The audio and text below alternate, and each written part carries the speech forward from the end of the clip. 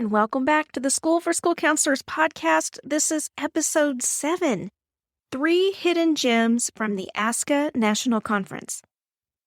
I actually started composing this episode in the car, out on those 2-lane Texas highways, headed back toward my home from Austin, Texas, and the ASCA National Conference. I wanted to compose this that way because I wanted to capture my thoughts for you while they were fresh on my mind so that I wouldn't forget the best hidden gems I uncovered during the conference. And I think a few of them will definitely surprise you, so keep listening for that. First of all, if you haven't been to an ASCA conference before, you need to know that it was amazing. Even when it was 109 degrees outside, it was still amazing. It was so energizing to be in the presence of thousands of school counselors who truly care about their craft, who want to become better practitioners for children, and also build stronger school counseling programs. It was just all around a phenomenal experience. And I would really encourage you, if you haven't already, to be thinking about making plans for next year. You need to do it. I am not going to lie, it is very expensive, but I can tell you firsthand, they make it worth it. It runs very smoothly. There are lots of neat treats and surprises along the way, and it's something that you need to be part of at least once in your career. So go ahead and mark your calendar now to meet me in Atlanta, Georgia next summer. I'll be there. As a matter of fact, our School for School Counselors family that attended this year helped me brainstorm about how we can make next year's experience even better for our folks. So we've got a lot of great ideas that we're super excited to implement. We'll be able to make some super meaningful connections. We'll be able to keep in touch during the conference. And we'll also be able to debrief in a super awesome way so that you don't lose all that amazing knowledge before you get home. So originally, I planned to use this episode to give you a recap of my whole ASCA experience, but I think what I'd rather do is give you some insights into the hidden gems that I heard. There were a lot of great sessions, a lot of great presenters, but there were some hidden ideas and some remarks that were made off the cuff that I found particularly relevant to our work. And remember, too, that I approach these kinds of conferences through a different lens. I certainly go to learn and to network with my peers because I always want to remain open to learning more and becoming a better practitioner. I don't think any of us can know everything, right? There's always something to be learned from each other. So I'm going to go for the education, hands down. But I'm also listening through the lens of the thousands of school counselors I've had the privilege to interact with in our School for School Counselors Facebook group, our Mastermind and our Get the Job programs, and our Best Year Ever, which is coming up, by the way.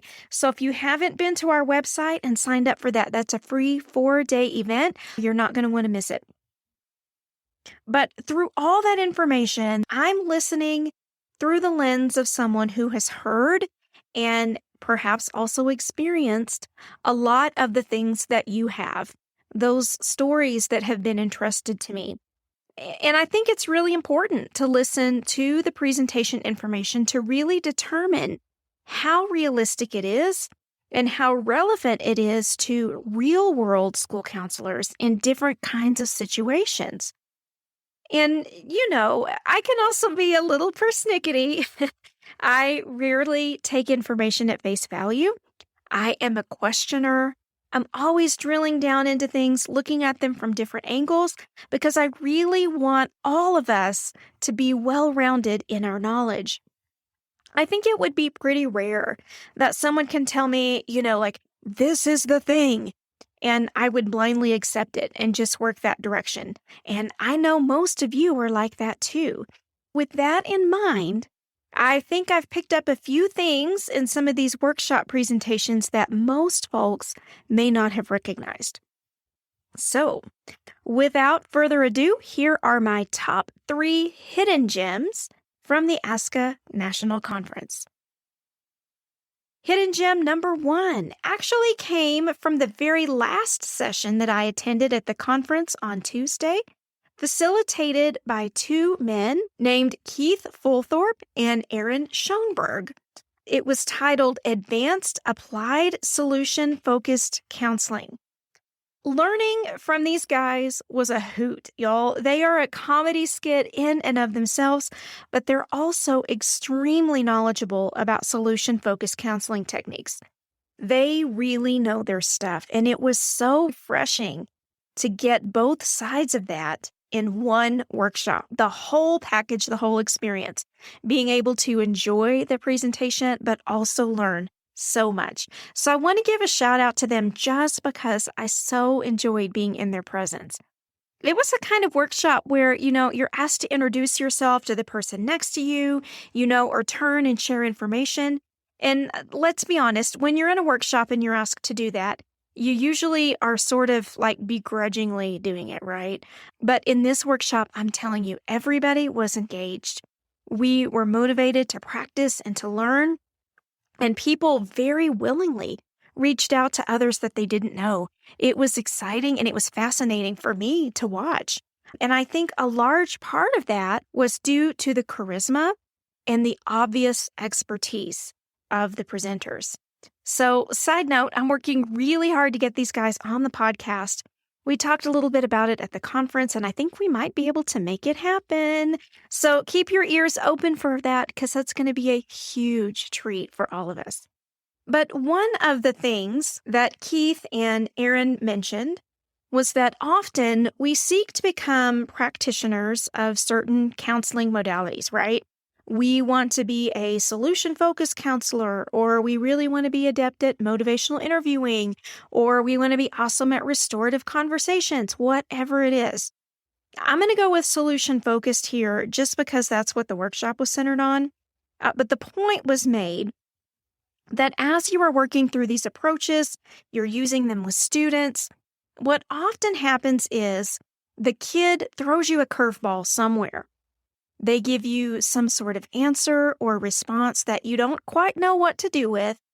And so what often happens is that instead of pausing, taking a moment to regroup, thinking it through, or perhaps even inviting the student to come back again so you can take some time to reflect and regroup, our tendency is just to keep pushing forward. We feel like we have to solve things right now and just keep marching forward. And what often happens is we default back to our area of comfort for whatever feels good to us or what we feel most comfortable with. So for a lot of people, that's going to go back to things like, we're going to be very person-centered or very child-centered or whatever it is because it's comfortable and it feels safe to us. Maybe we default back to psychoeducation and coping skills. Maybe we default to, a quick worksheet or something written on paper because it feels safer. But, and here's the bigger issue to the point, we forget to recognize that abruptly changing our approach doesn't necessarily feel safe to students because all of a sudden the conversation is changing and they have no idea why. We've been going down this specific road, and then all of a sudden, the student perceives the shift or the change in attitude. It's okay to change approaches, right? But be sure that your change in approach is being done intentionally and not just out of fear or bewilderment or a knee-jerk reaction. So back to our example, if we flip from that solution-focused mindset while we're working with that student, and, we just start chatting about coping skills or those kinds of things, we're really shortchanging the student because we're short-circuiting the process. And so I really thought that was something interesting to note in a very wise point that was brought to light. Coincidentally, it's also something that I've noticed in our School for School Counselors Mastermind. In the Mastermind, we seek to learn a lot about the different modalities and to really become proficient in one or more approaches. And so we've had some extended studies on motivational interviewing, solution-focused counseling, restorative practices. We've got more on the way.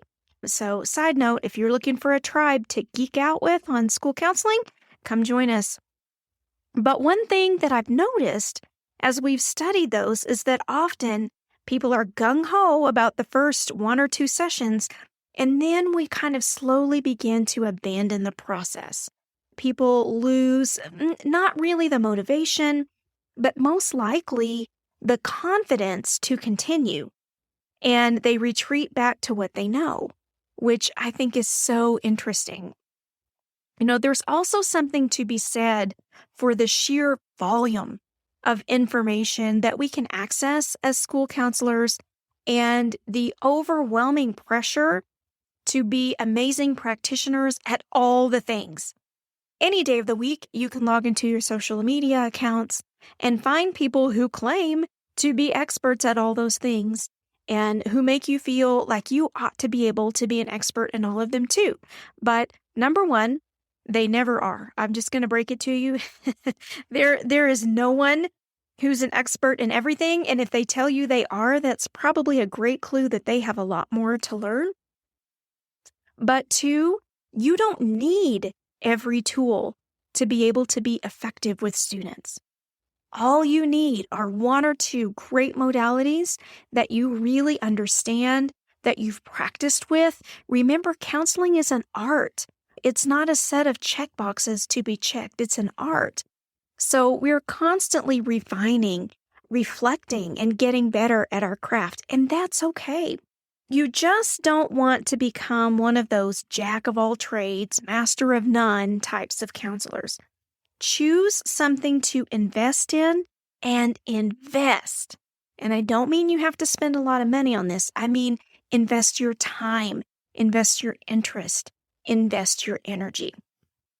Try to avoid retreating into your comfort zone just because you can. If your student marches in one direction, march with them, but don't be afraid to call a timeout. Don't be afraid to step back for, a few hours, maybe a day or two, and reflect on the best approach. Then step back in with that student in that same modality.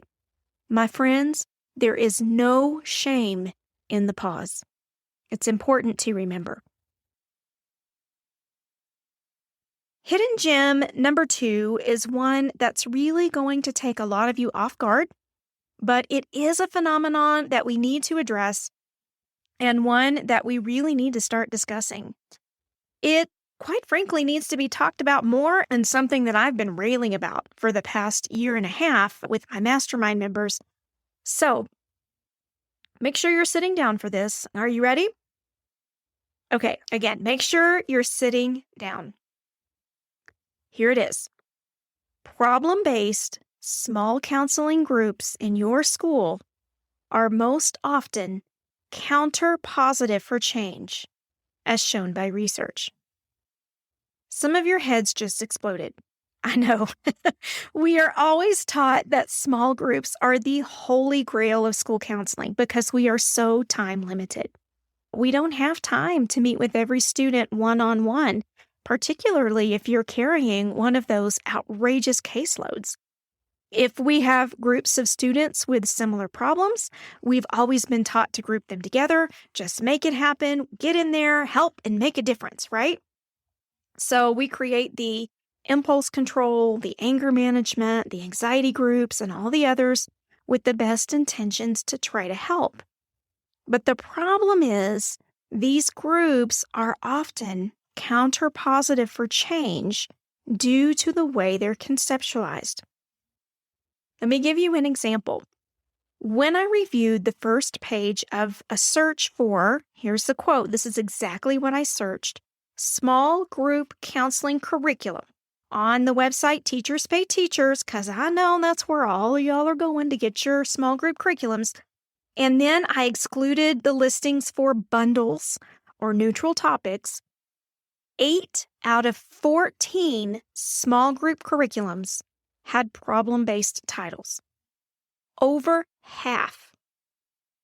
And the way that most of us are grouping students in schools isn't working.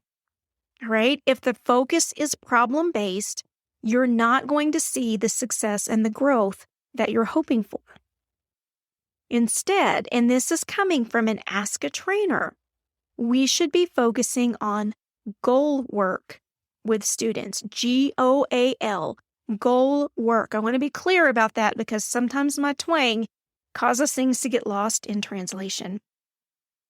Now, I have often argued, and here is a point where a lot of you are going to question your relationship with me, but just go along for the ride for a minute. So when we look at kids, they're in the school environment with us 8.5 hours a day. They often spend more time with us in school than they spend with their own families at home, right? And students are very still ingrained with that egocentric worldview. Studies are showing that people often don't grow out of that worldview until they hit their 30s. So it's all, everything happens to me. It's about me. And with that in mind, the thought pattern for kids is that if they're pulled for a small group, especially if it's problem-based, they assume that everybody knows that they're being pulled for that specific issue, that they're being pulled to address anger management, or they're being pulled to address anxiety or whatever it is. Why are we pulling them for specific problems and pathologizing them in front of their peers, particularly when these are the peers they spend most of their waking hours with? And so some of you now are thinking, oh, well, no, I don't do that because, nobody knows they're coming to my group. We don't make a big deal out of it. I don't pull them out in front of everybody. We're very discreet, right? Let me break it to you. Kids are very observant. They're very smart. They talk. And even if you haven't labeled a group with one of those cute name, like the Anger Rangers or whatever, they're still going to figure out why they're there based on your conversations, the topics presented, or the activities. They're going to know why they've been placed in that group. And then once they understand why they're in that problem-based group, the egocentric thinking kicks in and they're like, oh my gosh, I'm in this anger group and now all my friends know I'm in an anger group. And so what's that going to do? Is it going to help them? Probably not. So it's my own inexpert opinion that that's probably a large part of why we sometimes don't see the growth from small counseling groups in schools that we would like to see. So if you're running small groups in schools, I'm definitely not telling you you're wrong, especially since it is a major component of our comprehensive school counseling programs. But what I am challenging you to do is take a more critical eye toward what you're doing. Are you focusing on problem-based groups, or are you sort of mixing things up and working on some goal work with mixed concerns in groups? The third gem that I gleaned from the ASCA conference was not something that we don't know, but it was something that often bears repeating and that I appreciated being reminded of because it's so important. And that's regarding the curriculum that you see out there for school counselors. Particularly, if you go to a conference like the ASCA National Conference and everybody has their fancy booths out there with their free bags and their swag and all of that as they're trying to promote these curriculums, we often get dazzled by the packaging of it. We get dazzled by the colors and the slick designs and the nice presentations and the marketing tricks and the perception of what's inside. But we often forget a lot of these curriculums have very little to absolutely no research-based evidence behind them. They might be able to talk about the research that was used in consultative development, but they possess no data on the curriculum's own effectiveness, unless it's perception data, which is not super helpful. It's something to be very mindful of. It's easy to be dazzled by shiny colors and slick marketing that seems sparkly and exciting, but that doesn't always mean it's good. And again, this is a rant that my masterminders have heard from me often, particularly with regard to teachers pay teachers resources. You have to be careful who you buy from there. We often forget it takes a little of nothing to get an account and sign up to sell something. And those people who are selling you things may or may not know what they're talking about. Sometimes you can look up counseling resources and discover they were not even created by a counselor. They were created by someone with an entirely different job and skill set. I have a huge ethical concern about that. And quite frankly, I am shocked that Teachers Pay Teachers has not cracked down on that. But, here we are. Anybody that wants to play counselor and create counseling materials can do it. Yikes. You have got to be careful out there. It doesn't mean that you can't experiment with different pieces of things or different approaches to see what works with your student population. But at the same time, guard your expertise because school counseling is becoming very commercial. You are going to have to use the knowledge that you acquired in your graduate program to be a highly discerning consumer, to make sure that you're putting into play your understanding of developmental stages, of how students learn, of what appropriate counseling techniques are for the school setting, and really lean on those as you're evaluating these materials. Be discerning in what you choose to pay attention to and consider what you leave on the shelf. So that was a whirlwind of hidden gems that I heard at the ASCA conference. Some of them have been subject to my interpretation, but I hope at the very least I've given you some food for thought, some things to really think critically about and consider for your school counseling practice. Again, I'll say, counseling is an art. We all support different kinds of students with different kinds of concerns in different kinds of environments. It would be asinine for me to show up and say, you absolutely should or should not do anything in particular. That's what makes our job so unique and so important, is that we're able to work with students in their realities, to pick up on the nuances of the situations, and to rely on our training and expertise to select the best approach to helping them toward growth. And that is not anything to be taken lightly. So I feel like I kind of got preachy with this one, and I don't ever want you to feel like I'm preaching to you. I believe in what you do. I think school counselors are amazing.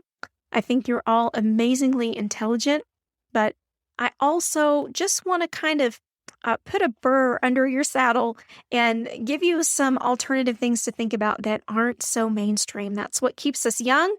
That's what keeps us questioning. And that's what's going to drive us toward realizing what's most important for not only our own practice, but for the students we serve.